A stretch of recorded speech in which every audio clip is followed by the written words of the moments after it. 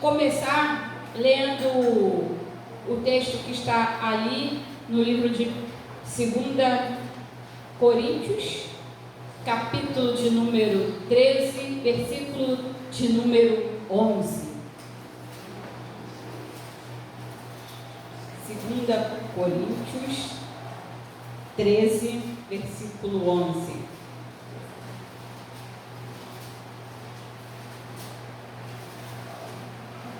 Nos diz assim: quanto mais, irmãos, a Deus, procurem aperfeiçoar-se, consolem uns aos outros, tenham o mesmo modo de pensar, vivam em paz, e o Deus de amor e de paz estará com vocês. Amém? Vocês podem tomar assento. Então, nós vamos falar sobre liderança acolhedora. E quando a gente fala sobre liderança acolhedora, eu comecei pensando nos discípulos, na escolha dos discípulos. E muitas vezes, se a gente for olhar assim, analisar mais de perto quem eram os discípulos do Senhor Jesus Cristo, com certeza nós não iríamos querer ter esse perfil no nosso grupo. Por exemplo, tem um que era impulsivo, explosivo, era pouco instruído, falava do que vinha, conforme ele pensava, ele falava, ele não processava, então ele estava sempre emitindo um palpite, dando uma direção sem pensar muito. Tinha aquele que era zeloso, sincero, dedicado, mas também tinha aquele que era de espírito exaltado, tinha aquele que era indisciplinado. Chegaram a receber um apelido carinhoso, né? Filhos do trovão. Então, imagina, porque quando essa pessoa chegava, raios e trovoadas aconteciam, mas ele fazia parte dos discípulos escolhidos.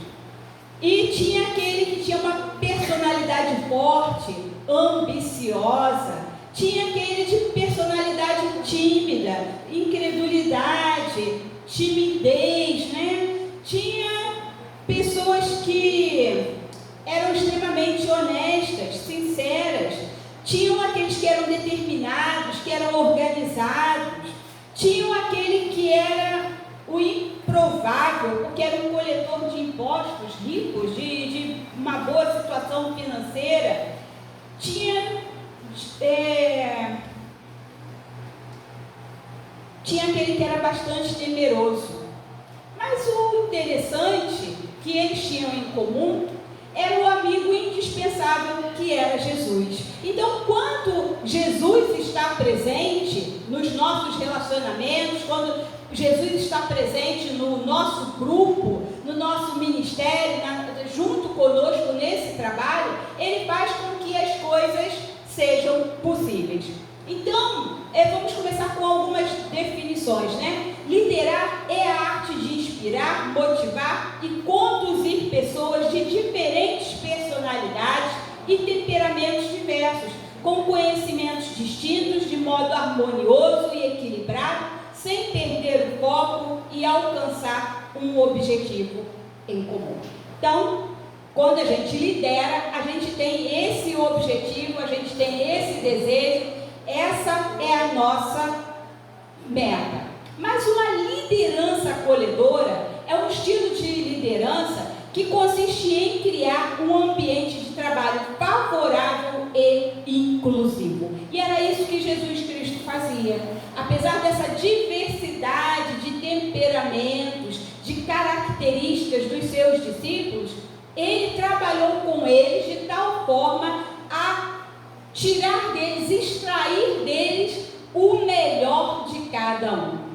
Tanto que Pedro, né, que era aquele que tinha pouco estudo, muito impulsivo, falava sem pensar, depois você vai vendo lá, vai ler a carta de Pedro, como é que aquele homem foi transformado, como é que ele foi trabalhado, como é que a presença de Jesus fez tanta diferença na vida dele, que transformou o seu caráter, transformou a sua forma de ser e lhe conferiu habilidades.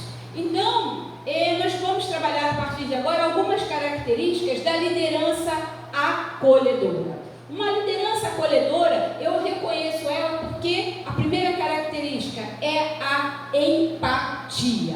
E a empatia é a capacidade de acessar o outro e de sentir junto com o outro.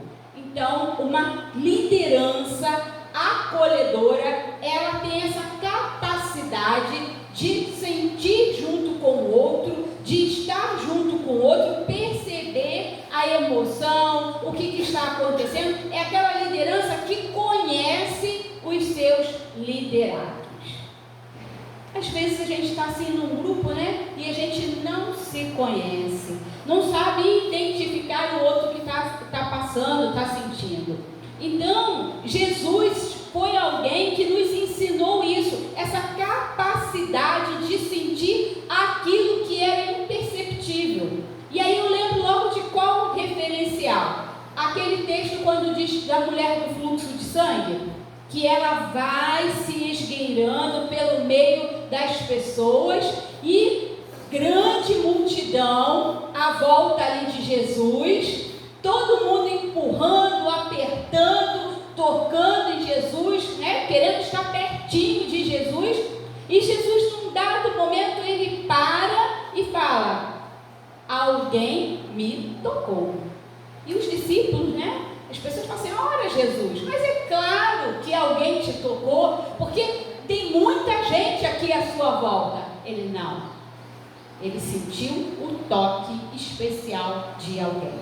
Aquela sensibilidade para ver além daquilo que todos estão vendo e para sentir além do que todo mundo tem como um senso comum. Ah, claro que todo mundo tocou. Não, mas ele sentiu que naquele lugar havia alguém que o tocou e que precisava dele de uma forma especial. Então, quando a gente está numa liderança, num grupo, a gente olha e fala: ah, eu sei que todo mundo precisa de atenção, todo mundo precisa de ajuda, todo mundo precisa ser trabalhado, então eu tenho que corresponder à expectativa, mas a gente precisa ter esse olhar empático de ir ao alcance daquilo que nem todo mundo percebe, que nem todo mundo consegue visualizar. Então Jesus nos ensina isso, através dessa liderança empática, que é essa capacidade, né? Então o líder deve ter a sensibilidade para compreender que o problema de um interfere na ação da equipe. A gente sempre fala isso aqui na igreja, né?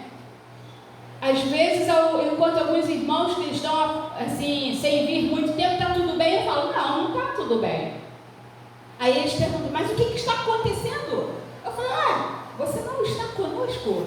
Se você não está conosco, como é que pode estar tudo bem? Se nós não estamos juntos, como é que pode estar tudo bem? Então, todos nós somos importantes, todos nós somos necessários, e nós precisamos fazer com que os outros entendam isso e percebam isso, que ele é importante e que a falta de um, o problema de um, afeta toda a igreja, afeta o corpo. Não é assim? Se você machuca um dedinho, eu não sei vocês, mas comigo é assim: cortou um dedinho, gente, parece que inutilizou a mão, o resto do corpo. Tudo para de funcionar adequadamente. Por quê? O dedinho está doendo, incomoda para se tiver que mexer em água, incomoda se tiver que abrir alguma coisa, atrapalha para tudo. E às vezes a gente pensa: mas é só um dedinho. É o meu dedinho. Então, a gente precisa ter esse cuidado, esse zelo. Não é só um irmãozinho, não, é o meu irmãozinho. Ele faz parte do corpo da família. Então, o líder tem que ter essa sensibilidade. E não deixe que o desejo de alcançar o objetivo faça com que você ignore as necessidades dos que estão ao seu lado. Às vezes a gente faz isso, né?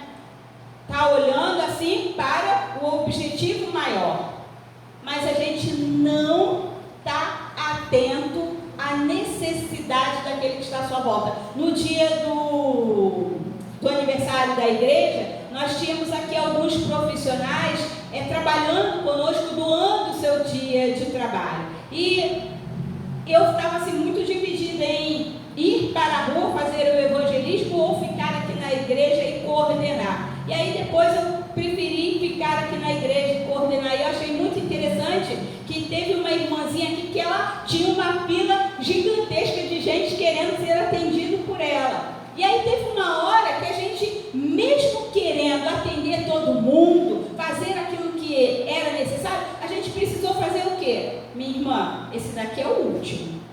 Depois desse, a gente não vai atender mais ninguém. Por quê? O nosso objetivo era atender as pessoas, era promover as pessoas, mas a gente precisa entender que aquele que está trabalhando, ele precisa também ser cuidado. E aí a gente às vezes tem que falar assim, ó, até aqui você vai, daqui diante você não vai. Por quê? Porque eu preciso preservar a minha equipe, eu preciso preservar as pessoas que estão conosco. Aí teve gente de noite que falou assim, mas o bolo não foi confeitado, mas que bolo gostoso, mesmo sem confeito. Por quê? O objetivo maior era comer o bolo, era saborear o bolo. Então, às vezes a gente fica muito preocupado, né, com todos os detalhes, atingir todas as coisas, mas o mais importante é o bem-estar também da sua equipe, porque se você perder a sua equipe, se você perder os seus companheiros de caminhada, como é que você vai dar continuidade? Então, nós muitas vezes, o que a gente faz? A gente valoriza mais a missão do que as pessoas que estão junto conosco. E Jesus Cristo, ele tinha uma missão e ele sabia que para cumprir a missão, ele precisava ter a sua equipe bem cuidada, bem instruída. Então isso é muito importante. Então vá ao encontro, ouça, acolha as suas questões. Gente, ó, saber ouvir, né? Acolher as questões. Então, vocês estão precisando de ajuda aí, irmãs? Conseguiram já conseguiram identificar o texto? Deu? Amém. 2 Coríntios 13, versículo 11. Então a gente está falando sobre liderança acolhedora. E isso é importante. Às vezes a gente acha assim, não vou parar, não vou voltar. Não, às vezes você tem que parar, você tem que voltar, você tem que dar uma dica, ajudar, porque todos nós queremos chegar juntos. Então, acolha as questões, orem juntos, busque uma solução. Deus os confiou a você, você é responsável por essas vidas. Então nós precisamos ter esse entendimento, que nós como coordenadores, como liderança, irmãos, somos responsáveis uns pelos outros.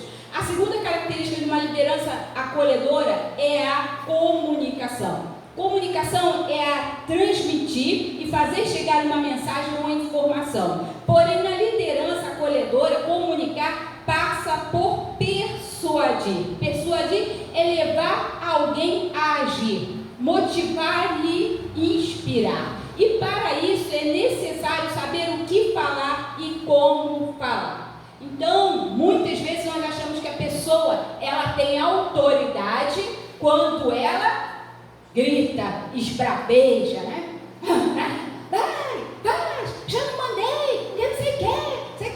Gente, isso não é autoridade. Isso pode ser autoritarismo, isso pode ser falta de educação, pode ser uma pessoa sem noção, não tem a sua voz educada, menos autoridade. Então nós precisamos entender que uma liderança acolhedora, ela sabe o que é necessário falar e como falar com as pessoas. Então a gente tem que ter esse entendimento. E aí tem duas situações que eu acho muito interessantes. Eu lembro do pastor Jorge dirigindo uma reunião de concílio.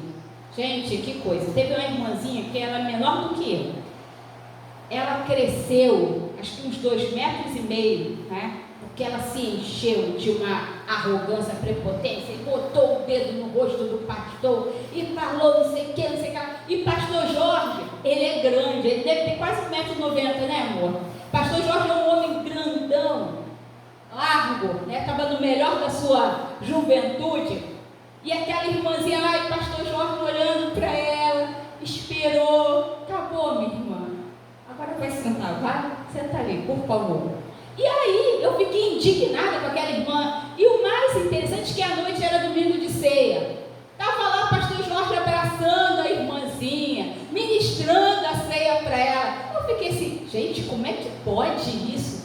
Ela desacatou ele de manhã e à noite estava ele lá servindo a ceia, conversando com ela, ministrando de uma forma tão acolhedora, tão atenciosa. Então nós precisamos entender que uma liderança acolhedora, ela sabe ouvir, ela sabe entender até os rompantes dos nossos irmãos, porque às vezes isso não acontece, mas ele sabe também o seu lugar, e ele não sai do seu lugar para falar de qualquer forma e de qualquer maneira. Então isso é uma coisa que a gente precisa entender. A liderança acolhedora, ela também não esbraveja, mas ela também não silencia as pessoas. E aí outra reunião de concílio, né? Eu lembro que eu estava numa reunião de concílio, os irmãos, né, tudo lá. Reunião de concílio de avaliação pastoral é uma bênção, né? Aquele momento. E a igreja onde eu estávamos no momento em que os irmãos não estavam assim, muito satisfeitos, né, com a caminhada da igreja. E aí o colega, nesse momento não era colega, porque eu não era pastora, eu nem sonhava em ser, né, trabalhar no ministério pastoral, não tinha essa mínima pretensão. O pastor chegou e falou, leu o relatório lá, os favoráveis queiram dizer sim e os contrários fiquem calados. Aí ficou todo mundo assim, né, indignado. Como é que é isso? A gente não vai poder nem rejeitar o relatório, né? Se for favorável, digam sim, os contrários fiquem calados. Então a gente precisa entender que você exerce a sua liderança, se você fala, você precisa ouvir. Somos pessoas de relacionamento. Então, no nosso trabalho, a gente precisa falar e precisa ouvir. Então, não é silenciando as pessoas que a gente resolve problemas, que a gente acha ideias, que a gente alcança a solução, mas é conversando e dialogando. Então, a gente precisa entender isso. O líder precisa o quê? Inspirar, conseguir transmitir a visão e estabelecer o propósito a fim de que sua equipe, ministério, acredite no potencial. Então, é dessa forma, liderando, inspirando, incentivando, sendo um canal de bênção e uma ferramenta para quê? Para que as outras pessoas sobressaiam. Se tem uma coisa que eu fico muito feliz, e eu sempre digo isso, se nós traçamos um objetivo, alcançamos o resultado, o mérito é de vocês. Mas se fracassou, a culpa é minha. Por quê? Porque eu sou a liderança. Então, eu falhei em alguns dos processos, houve uma falha e eu não consegui detectar. Então, a gente precisa entender isso, né? Que isso é muito importante. O controle pelo medo e a ameaça garante uma resposta rápida. Tem gente que faz as coisas só com medo e pressão, né? Ai, se eu não fizer, vai acontecer, o meu líder, a pastora, o coordenador vai fazer isso. Mas isso não se sustenta por muito tempo. Por quê? Se é um ambiente de medo e repressão, as pessoas não vão permanecer ali naquele lugar. Elas vão, né, assim que tiver uma oportunidade, sair.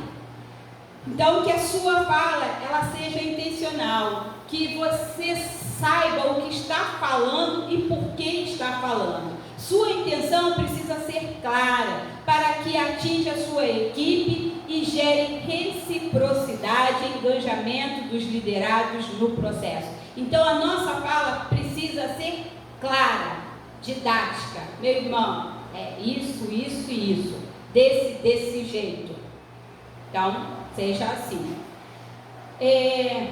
No episódio da multiplicação dos pães, nós vemos esse exemplo, né, esse referencial. O Senhor Jesus olha para os discípulos e fala: dai-lhes vós de comer. Olha só, que fala mais clara, mais objetiva. Eles não faziam a menor ideia, mas rapidamente alguém já se ligou e falou assim: não, mas peraí, dá para comer? A gente tem que dar de comer? Mas tem 5 pães e 2 peixinhos aqui? Então apresentou a Jesus, mas achou uma solução. Gente, o que a gente precisa muitas vezes é olhar assim em volta e ver o que a gente tem. O que você tem? multiplicação, o milagre é departamento de Deus, mas a gente precisa fazer a nossa parte. Então, saber ouvir. Se é preciso alimentar, o que você tem que buscar? Alimento. Não importa a quantidade, porque a quantidade do seu problema é que Jesus já sabia o que ele ia fazer. Ele precisava o quê? Que os discípulos buscassem o alimento. Estavam longe do mercado, longe da feira, não tinha dinheiro que bastasse para comprar alimento para aquela multidão. Isso era problema deles? Não. Qual era o problema deles? Arrumar o alimento. Tem um garoto aqui, um jovenzinho, que tem 5 pães e 2 peixinhos. Então Jesus fala, traz para mim. Liderança é isso. É a gente entender qual é a nossa parte. Por isso que nós precisamos ser muito claros na nossa fala. Suas ações têm sido intencionais a ponto de gerar motivação na equipe? E aí? Será que a gente tem conseguido gerar essa motivação na equipe? A terceira característica é a questão da consistência. E aí nós precisamos, o que a gente quer entender com consistência, né? Que nem todo mundo está preparado para fazer todas as coisas. E aí eu lembro de uma igreja que tinha um ministério lá de santuário.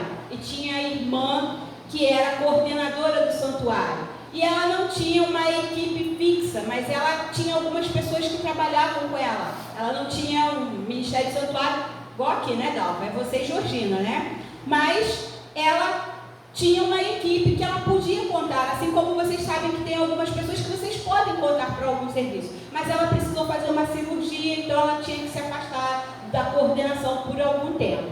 E aí uma AD contratou não, né? Chamou outra pessoa para ficar no lugar daquela irmã e resolver o problema do santuário. Tudo bem. Aí a pessoa foi para lá no sábado, né, para dar a faxina na igreja, e a gente estava numa igreja nova, que eram 3 andares, então muito grande, e a pessoa foi lá para fazer a limpeza do templo, organizar tudo, porque no dia seguinte era dia de Santa Ceia, escola dominical. E eu, como na época era superintendente da escola dominical, então eu chegava cedo. E aí, quando a gente chegou na igreja, meus irmãos, parecia que um tsunami tinha passado pela igreja.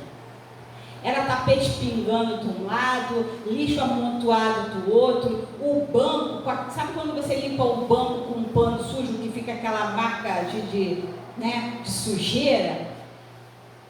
Estava terrível a igreja, a gente ficou assim apavorada. Aí o que a gente fez? Alguém falou assim, vamos catar os irmãozinhos que a fulana, que a irmã cata, vamos chamar eles aqui para a limpeza. Eu sei que a gente juntou uma equipe em 15 minutos, aquela equipe que era coordenada por aquela irmã, deu conta do recado. Foram lá, botaram tudo no lugar, organizaram tudo e ficou tudo bonitinho. Então o que a gente entende com isso?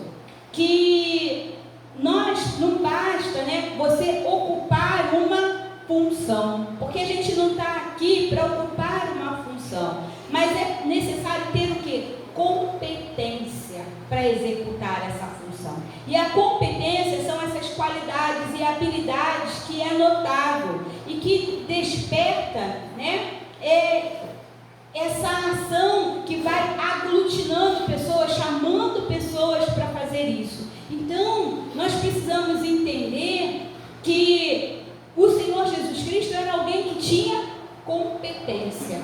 E aí, se a gente for abrir lá em Mateus 7:19, a gente vai ver que como é que as pessoas se referiam a Jesus? Se referiam a Ele como alguém que tem o quê? Autoridade. Olha, Jesus é diferente, né?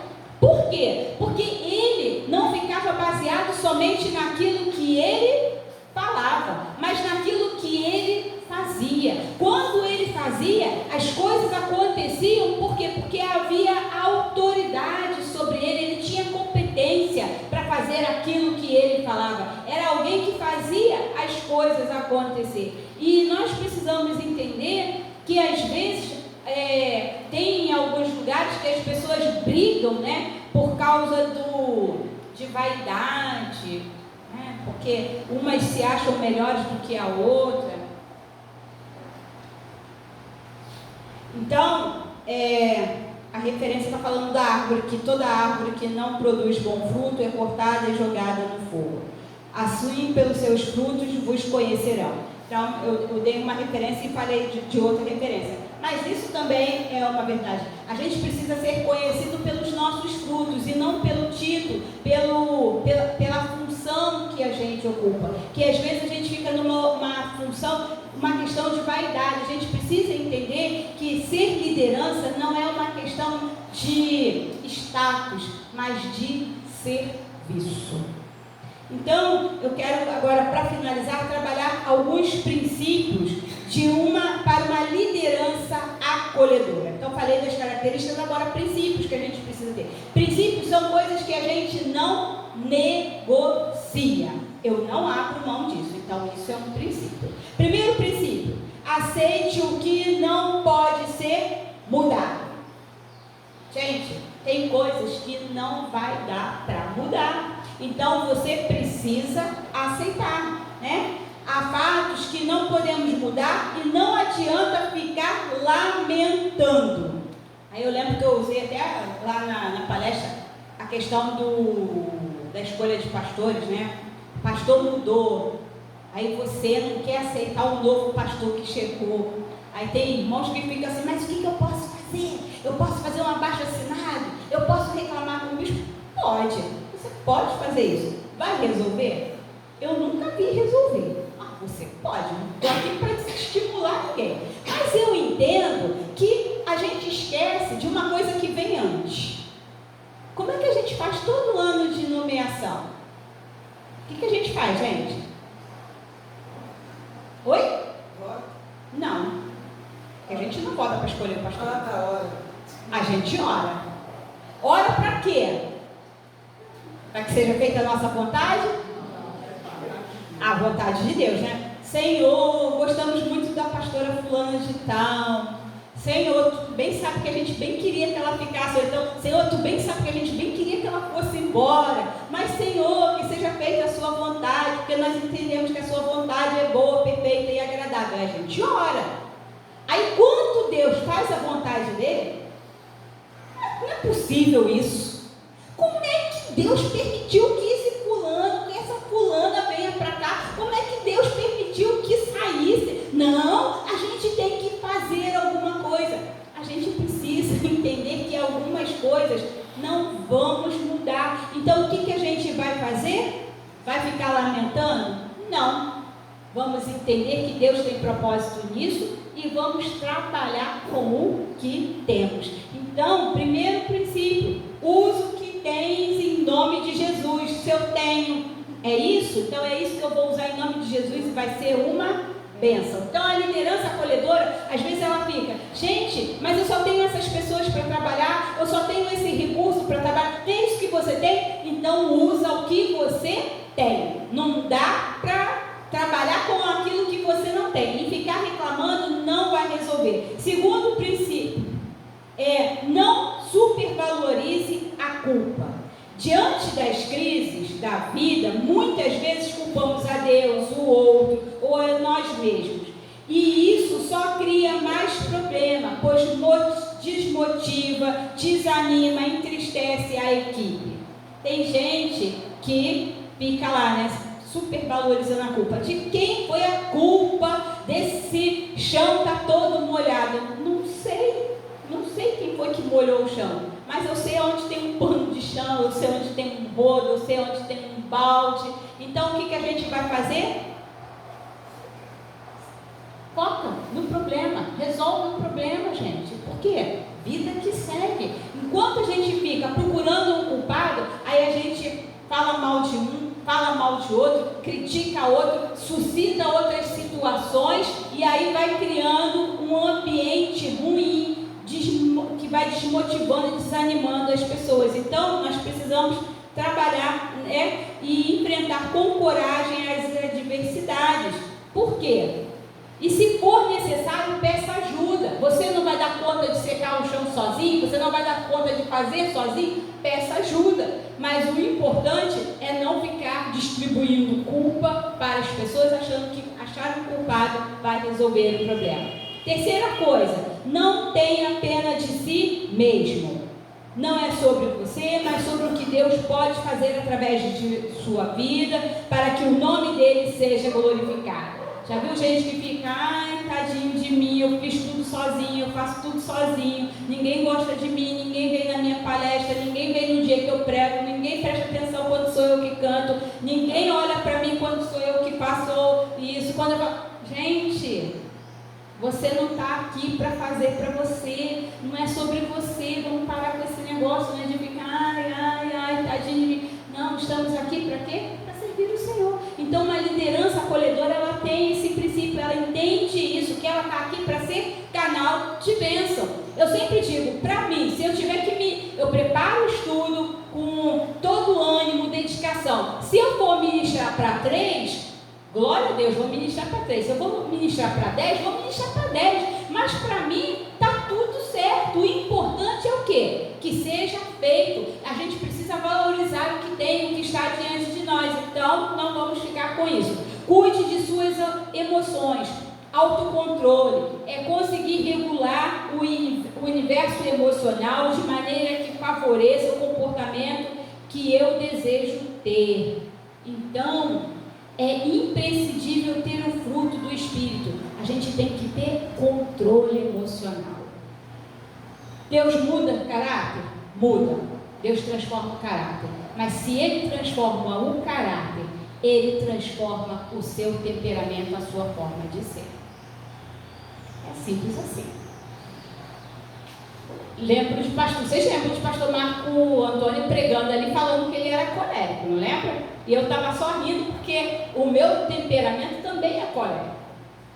Mas olha só, temperamento, ele precisa estar debaixo, né, subordinado ao Espírito Santo de Deus, gente. Porque se o Espírito Santo de Deus trabalha em mim, trabalha em você, o meu temperamento colérico não vai ficar dando chilique, nem ter ataque, qualquer hora, de qualquer jeito, de qualquer forma, não. Por quê? Ele precisa estar submetido ao Espírito Santo de Deus.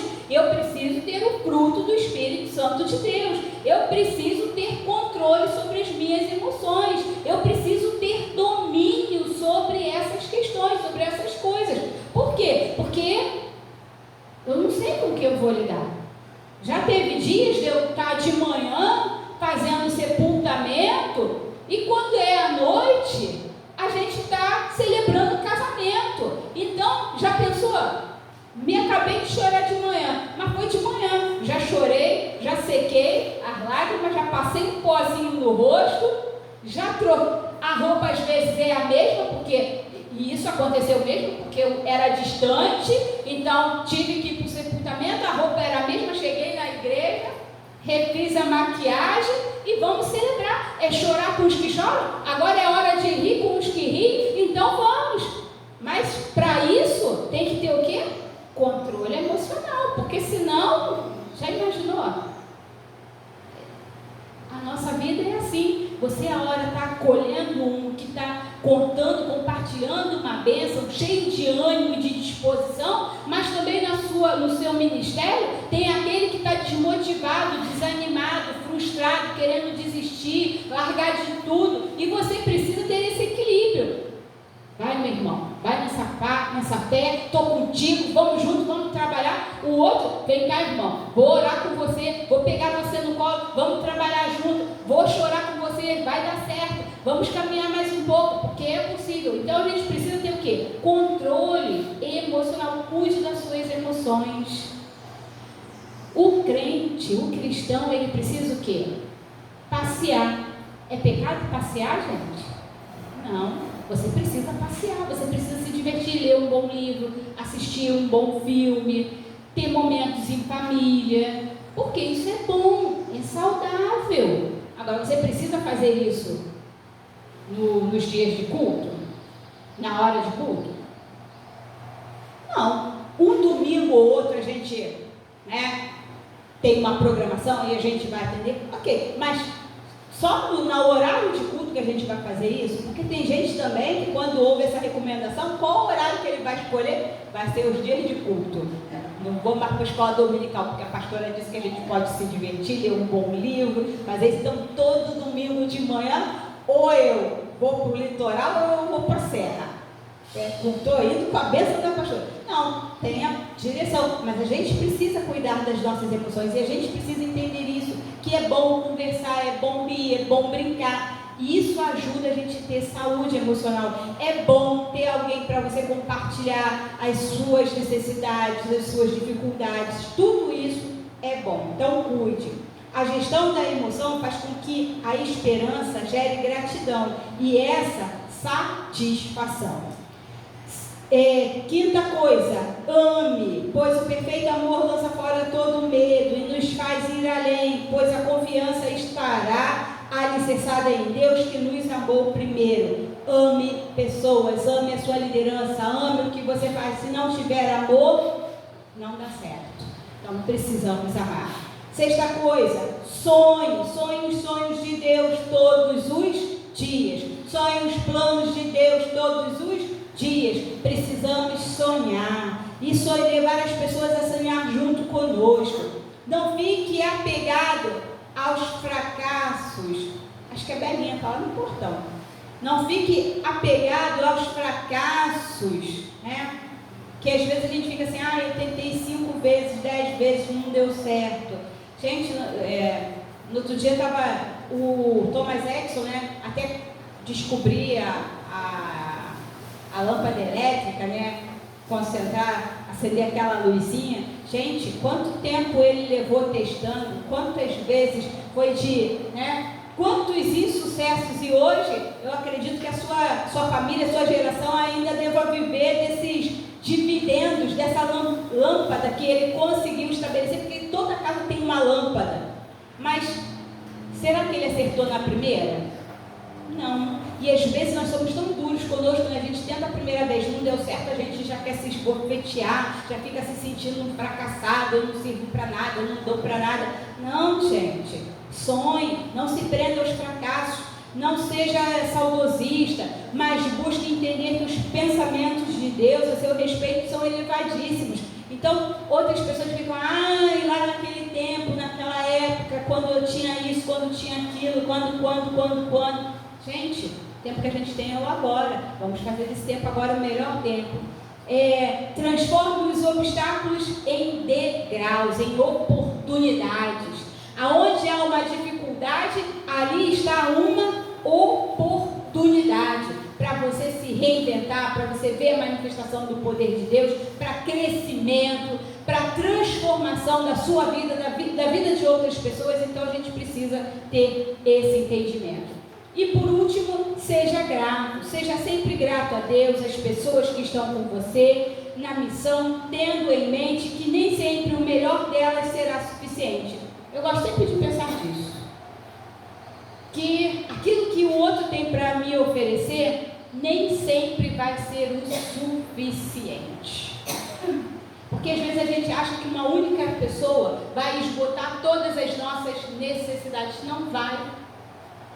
Porque o que ela tem às vezes para te oferecer é um pouquinho. Mas o fato de ser um pouquinho, não significa, pode ser pouquinho para você, mas para ela é tudo. Ela está te dando o tudo, o melhor dela. Lembra da passagem da viúva, que vai lá e oferta as suas moedinhas?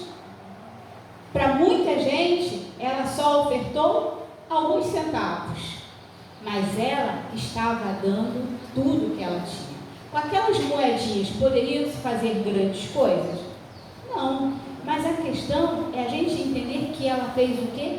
O melhor dela, ela deu o melhor dela. Então a gente precisa ser grato. Quando o irmãozinho te ofereceu o tudo dele pode não ser o suficiente para completar a missão, mas você precisa ser grato. Por quê? Porque ele colaborou com tudo com que ele tinha. Então seja grato, não menospreze o que o outro faz. Às vezes, o que eu posso fazer? Eu posso dobrar esse guardanapo aqui para você? É tudo que eu posso fazer. Eu só posso ficar ali recepcionando as pessoas. É tudo que eu posso fazer. Amém, meu irmão. Muito obrigado pelo seu tudo, porque o seu tudo vai colaborar para o crescimento. Então a gente precisa ser grato. Todos devem fazer o possível. E Deus fará o quê? O que é impossível. Então, é desse jeito. Elogie e reconheça que cada membro da sua equipe tem o seu valor.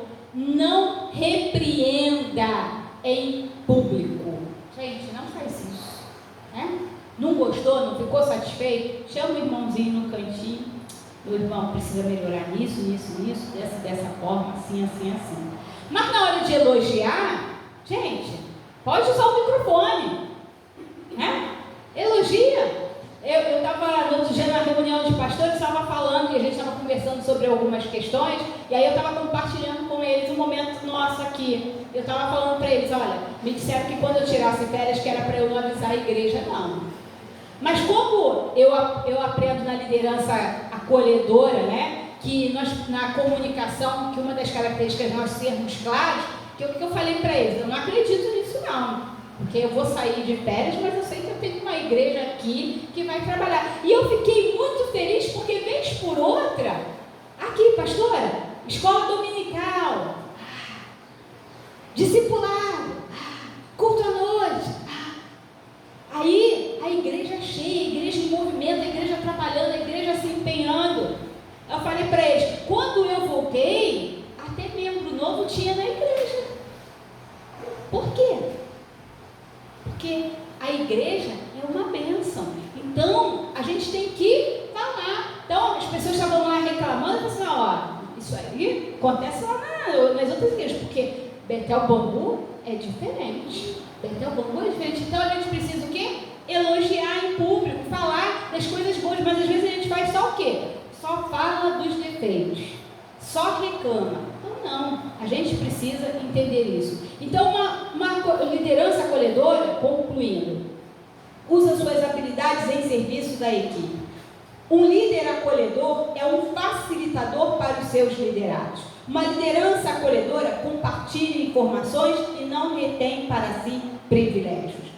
Um líder acolhedor recebe com alegria e simpatia a colaboração e a ideia dos outros. Uma liderança acolhedora não tem medo e muito menos inveja em ver o progresso e o crescimento dos seus liderados.